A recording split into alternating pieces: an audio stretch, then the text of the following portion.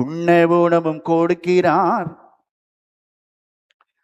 உலகத்தையே படைத்தும் இருக்கிறார். இல்லையா?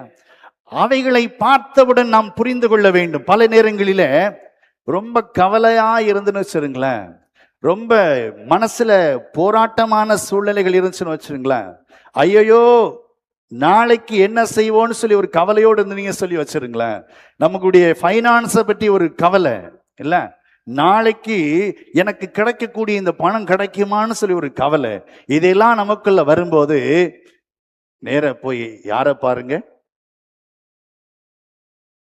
அது சொல்லும், மனிதனே மனிதனே ஏன் கவலைப்படுகிறாய், நாளையை குறித்து நானே என்ன செய்வதில்லை, நாளையை குறித்து நான் கவலைப்படுவதில்லை, நாளைக்குரியவைகளை நாளை பார்த்து கொள்ளும், உனக்கு இன்றைக்குள்ளவைகளை ஆண்டவர் உனக்கு என்ன செய்திருக்கிறார், கொடுத்திருக்கிறார் அல்லவா. ஆகவே இதிலே நீ திருப்தியாக இருப்பதற்கு என்ன செய்து கொள், கற்றுக்கொள் என்று சொல்லி சொல்லும். ஆண்டுடைய வேதம் சொல்லுகின்றது, அவைகள் விதைக்கிறதும் இல்லை, அறுக்கிறதும் இல்லை. அவைகளுக்கு என்ன செய்யல, உங்களை மாதிரி என்னை மாதிரி லேண்டு கிடையாது, வீடு கிடையாது, அவைகளுக்கு பேங்க் அக்கவுண்ட் கிடையாது. இல்லையா? பேங்க் அக்கவுண்ட் கிடையாது.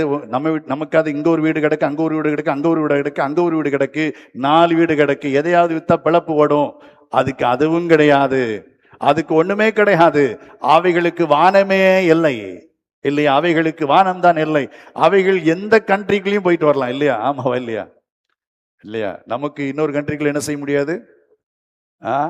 அவங்களுக்கு விசாவும் கிடையாது, பாஸ்போர்ட்டும் கிடையாது. அது தெரியும் தானே? அவங்க எங்க வேணாலும் போகலாம், எங்க வேணாலும் வரலாம். ஏன்னா அவங்க எந்த கண்ட்ரிலையும் தேவைக்கு மிஞ்சினதை அவங்க என்ன செய்ய மாட்டாங்க. நம்ம ஆட்கள் இங்கிருந்து சிங்கப்பூருக்கு போயிட்டு இருந்தா போகும்போது தங்கத்தோடு என்ன செய்திருவோம், அங்கிருந்து உள்ளதை எடுத்துட்டு வரணும்னு நினைப்போம். ஆனா அது அப்படி செய்வதில்லை. அதனால அதுக்கு ஃப்ரீ என்ன செய்யிருக்கு, விசா கிடையாது, அதுக்கு ஒண்ணும் கிடையாது. அது ஃப்ரீயா போகுது, ஃப்ரீயா வருது. இல்லையா?